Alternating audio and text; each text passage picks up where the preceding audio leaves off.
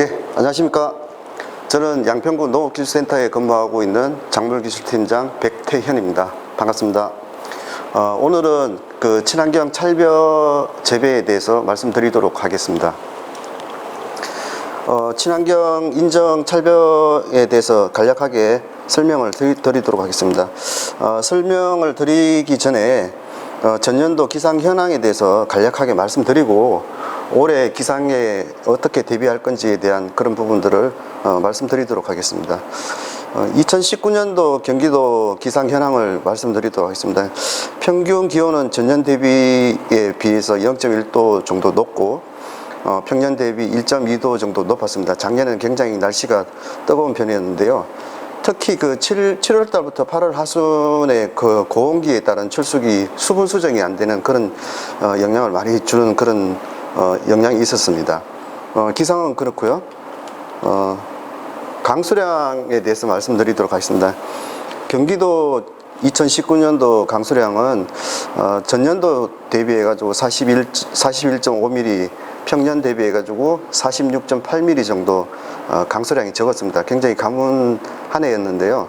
특히나 그 5월 그 이양 시기에 강수량이 적어서 모내기에 문제가 굉장히 많았습니다. 그리고 8월 이후에 등습기에 물 관리에 굉장히 어려움을 많이 겪었던 그런 한 해였던 것 같습니다. 일조 시수에 대해서 말씀드리겠습니다. 전년 대비 5.4% 정도 적었고요. 평년 대비 한 4.2% 정도 적었습니다. 그래서 기상이 굉장히 안 좋은 그런 작년 한 해가 되었지 않았나 그렇게 생각합니다. 그래서 올해도 봄가뭄이 지금부터 시작이 되고 있는데요. 봄가뭄 때문에 모내기 물관리에 문제가 굉장히 많을 거라는 그런 예상을 좀 하고 있습니다. 경기도 쌀 생산 실적에 대해서 간략하게 말씀드리도록 하겠습니다. 재배 면적은 계속해서 경기도 논재배 면적이 줄어드는 그런 상황이고요. 2018년 대비 2019년도에는 한 1.75% 정도 줄어든 그런 경향이 있습니다. 그래서 최근에 그 논 타작물 재배 면적이 증가하는 바람에 벼 재배 면적이 굉장히 많이 줄어드는 그런 실정입니다. 특히나 작년에 고온기, 등습기 때 고온기가 왔고 또 수인기 때 고온기 때문에 시바르당 생산량이 굉장히 많이 줄어들었는데요. 2018년도 500kg에 비해 가지고 2019년도는 488kg로 한 2.4% 정도 줄어든 그런 경향치를 보이고 있습니다. 생산량도 한 4.16% 정도 줄어들었습니다. 날씨가 이상 기상이 오다 보니까 전년도에는 돌발해충이 많이 발생이 됐습니다. 특히나 고온기 때 나타나는 멸강나방이 다 발생이 됐는데요. 멸강나방 같은 경우에는 화분가 식물에 피해를 많이 주는데 벼 같은 경우에도 많이 달라붙어 가지고 이런 보시다시피 멸강나방 피해를 많이 본 그런 한 해였던 것 같습니다. 그리고 벼 흰 잎마름병 발생 면적도 굉장히 많이 증가했습니다. 흰 잎마름병 같은 경우에는 2002년 이후부터 발생이 굉장히 급증을 하고 있는 그런 세균성 병인데요. 주 원인은 질소비료 과다 사용이나 태풍, 비바람에 의한 그런 전염원이 많이 증가한 그런 원인이 되었다고 할 수 있겠습니다. 특히 먹노린재 피해가 서해안 쪽이나 아니면은 내륙 쪽으로 굉장히 많이 피해를 주고 있는데요. 특히나 친환경 쪽에서는 먹노린재 방제 약제가 미비하다 보니까 먹노린재 방제가 좀 잘 안 되는 그런 상황이 되겠습니다. 특히 양평 같은 경우에도 친환경 인정 재배 면적 쪽에서 먹노린재 피해가 굉장히 심했는데요. 먹노린재 발생은 먹노린재는 월동해충이기 때문에 산간지나 아니면 논둑에서 월동을 하고 6월 달에 이제 알을 낳기 위해 가지고 벼에 달라붙는데 6월에 좀 발생을 하고 있습니다. 특히나 고온기 때 알이 부화하기 때문에 방지하는데 굉장히 어려움을 겪고 있습니다. 먹노린재가 발생이 심한 농 같은 경우에는 수확량이 한 70% 이상 수확량이 감소하는 그런 시기였다고 볼 수 있겠습니다.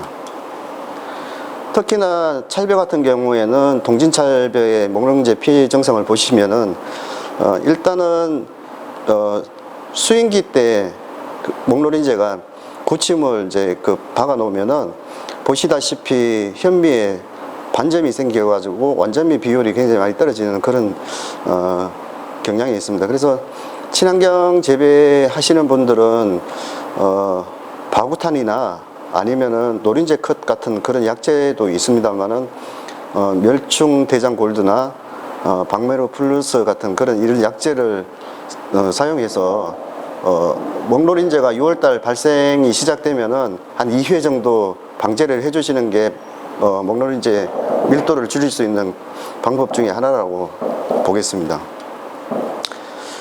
잡초를 보면은 새로운 외래 잡초가 많이 발생이 됐습니다.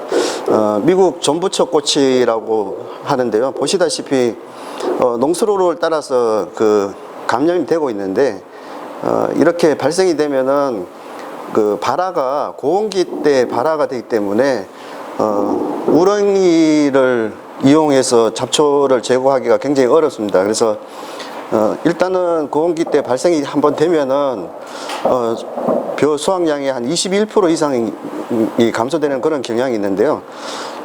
이런 논 같은 경우에는 상류지에 이제 습지나 아니면은 저수지를 에서 발생이 돼서 농수를 따라서 이제 확산되는 그런 경향이 있습니다. 그래서 방제 약재도 없거니와 우렁이를 이용한 그런 방제가 어렵기 때문에 직접 손으로 제거를 해주지 않으면은 많이 확산되는 그런 경향이 있습니다. 다음은 찰벼 성분 특성에 대해서 말씀드리도록 하겠습니다. 찰벼 같은 경우에는 주요 특성은 찰벼가 매벼하고 찰벼의 구분은 아밀로펙틴 함유량에 따라서 매벼하고 찰벼로 나눠지는데요. 매벼 같은 경우에는 아밀로스 함량이 7 내지 35% 함유가 됐을 때 매벼라고 볼 수 있고, 찰벼 같은 경우는 아밀로펙틴으로 되어 있습니다. 그래서 아밀로펙틴 성분이 찰벼의 성분을 구성하는 주요 성분이라고 할 수가 있겠습니다. 중간찰 같은 경우에는 아밀로스 함량이 6 내지 8% 정도 들어가 있고요. 아밀로펙틴이 추가적으로 들어있는 그런 품종이라고 할 수 있겠습니다. 다음은 찰벼 숙기별 품종 분류에 대해서 간단하게 말씀드리도록 하겠습니다. 벼가 모든 품종이 마찬가지겠지만 조생종하고 중생종, 만생종으로 중만생종으로 나눠지는데요. 일반 찰벼 같은 경우에는 조생종에는 진부찰, 상주찰, 청백찰, 운일찰, 운백찰이 조생종에 속하고요. 중생종은 신선찰, 화선찰, 보석찰, 보람찰, 이런 품종들이 중생종에 속하고 있습니다. 경기도 지방에서 많이 생산되고 있는 동진찰이나 백설찰, 벽옥찰 같은 경우에는 중만생종이라고 하겠습니다. 특히 향찰 같은 경우에는 조생종은 거의 없는 편이고요. 중생종 같은 경우에는 설향찰이 중생종에 속한다고 할 수 있겠습니다. 특히나 경기도 중부지방에서 많이 심고 있는 아량향찰 같은 경우에는 중만생종에 속한다고 볼 수 있겠습니다. 지역별 찰벼 품종 특성에 대해서 말씀드리도록 하겠습니다. 첫 번째로는 화선찰벼입니다. 화선찰벼 같은 경우는 중부지방에 많이 심는 품종 중에 하나입니다. 그래서 냉해에 강한 품종에 속하고요. 특히나 경기도 지방에 많이 심는 그런 품종 중에 하나라고 하겠습니다. 1992년도에 육성이 된 품종이고요. 주요 특성은 중생종이면서 백도가 굉장히 높습니다. 그리고 도정 특성이 아주 좋고요. 수발화가 없는 그런 특징을 갖고 있겠습니다. 전년도에 찰벼 같은 경우는 수확 시기에 비가 많이 와서 수발화가 굉장히 문제가 됐었는데요. 화선찰벼 같은 경우에는 수발화가 없고 내냉성과 만식성이 굉장히 높은 그런 품종이라고 하겠습니다. 단지 험이라면은 질소 비료가 과다 시비 시 미질과 덩숙에 영향을 굉장히 많이 미치는 그런 품종 중에 하나입니다. 모든 품종이 마찬가지겠지만은 질소 시비를 기존에 보통 9kg 정도 300평에 9kg 정도 기준으로 해서 시비를 하고 있는데요. 최근에는 미질 향상을 위해서 7kg까지 떨어뜨리는 그런 경향치를 많이 보이고 있습니다. 화선찰벼 같은 경우에는 살수량은 300평에 한 464kg 정도 나오고 있는 그런 품종 중에 하나입니다. 다음은 수량성이 굉장히 높은 동진찰벼에 대해서 말씀드리도록 하겠습니다. 동진찰벼 같은 경우에는 대전 이남 지방 그 평야지에서 많이 심고 있는 그런 품종 중에 하나입니다. 특히 전라남도 하고 경상남도 쪽에서 많이 심는 품종 중에 하나입니다. 중만생종에 속하고요. 찰성이 아주 좋습니다. 그리고 수량성이 굉장히 높다는 그런 특성을 가지고 있습니다. 또 다른 특성은 병해충에 좀 약합니다. 특히나 도열병이나 흰마름병, 오갈병에 굉장히 약한 그런 특성을 가지고 있고요. 대신에 살수량은 539kg로서 신선찰벼에 비해서 굉장히 높은 그런 경량치를 보이고 있는 품종 중에 하나입니다. 다음은 향찰 중에 서량찰벼에 대해서 말씀드리도록 하겠습니다.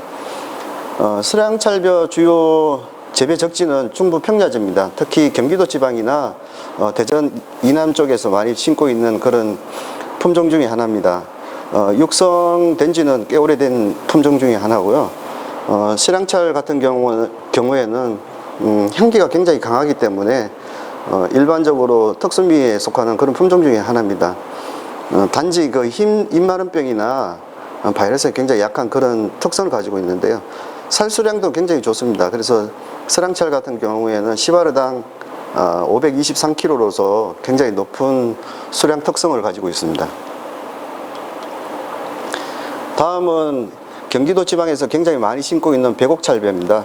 사실은 백옥찰벼 주요 재배 적지는 중부 평야지하고 영호남 지방에서 많이 심고 있는 품종 중에 하나인데, 지금 전국적으로 기상이 따뜻해지다 보니까 중부지방 쪽으로 많이 올라와서 심고 있는 그런 품종 중에 하나인데요. 주요 특성은 중만생종이고 백도가 굉장히 높습니다. 그래서 찰벼 특성을 굉장히 잘 가지고 있는 그런 품종 중에 하나입니다. 대신에 이제 내냉성이 굉장히 약해서 찬물이 드는 재배지 같은 경우에는 청치가 많이 생기는 그런 특성을 가지고 있고요. 백옥찰벼 같은 경우에도 수량이 굉장히 좋습니다. 그래서 시바르당 수량이 526kg로서 다른 품종에 비해 가지고 특히 신선찰벼 같은 경우에 485kg인데 굉장히 많은 수량을 나타내고 있는 그런 특성을 가지고 있는 찰벼 중에 하나라고 하겠습니다. 다음은 청백찰벼입니다. 청백찰벼는 중북부 평야지나 중산간지 쪽에 굉장히 좋은 품종 중에 하나입니다. 극조생종이고요. 강원도 지방에서 굉장히 많이 심고 있는 청백찰벼입니다. 그래서 찰벼 외관 품질이 굉장히 양호하고요. 내도복성이나 도열병 저항성이 있기 때문에 잘 썰어지지 않는 그런 품종 중에 하나입니다. 이 품종도 마찬가지로 질소비료가 과용될 경우에는 살 품질이 굉장히 많이 떨어지는 그런 특성을 가지고 있는데요. 수량도 굉장히 좋은 품종입니다. 출수기는 8월 13일 정도 되고요. 키가 좀 작기 때문에 썰어짐에 굉장히 강한 품종 중에 하나입니다. 살 수량은 300평에 535kg로서 신선찰벼에 비해서 굉장히 많은 수량을 나타내고 있습니다. 다음은 극조생 품종인 운이찰벼입니다. 운봉 52호라고 하는데요. 교배조합은 운강벼하고, 운강벼 같은 경우는 극조생벼 일반 매벼인데, 운강벼하고 상주찰벼를 교배조합으로 탄생한 그 품종이라고 할 수 있겠습니다. 2016년부터 보급이 됐는데 최근에 굉장히 제일 늦게 탄생한 그 찰벼 중에 하나입니다. 그래서 극조생종 품종으로서 찹쌀 외관 품질이나 도종 특성이 굉장히 양호한 그런 품종 중에 하나고요. 특히 이제 내도복성이 좀 강하고, 보시다시피 운이찰벼 같은 경우는 벽키가 87cm 밖에 안 됩니다. 그래서 도열병이나 흰마름병 저항성을 가지고 있는 그런 품종이라고 하겠습니다. 출수기는 화선찰벼가 8월 10일 정도 출수가 되는데 극조생이기 때문에 출수기가 운일찰벼 같은 경우는 7월 28일로서 굉장히 빠른 편에 속하는 극조생 품종입니다. 극조생 품종인데도 불구하고 살 수량이 530kg로서 굉장히 많은 수량 특성을 가지고 있습니다. 사진으로 보시다시피 오대벼하고 청백찰 키를 보면은 거의 비슷한 그런 특성을 가지고 있고, 숫기도 지금 청백찰 같은 경우에는 오대벼가 조생종벼인데도 불구하고 청백찰 숫기가 거의 비슷한 걸 볼 수가 있겠습니다. 아까 말씀드린 운봉 52호입니다. 그래서 극저수행 품종 중에 하나고요.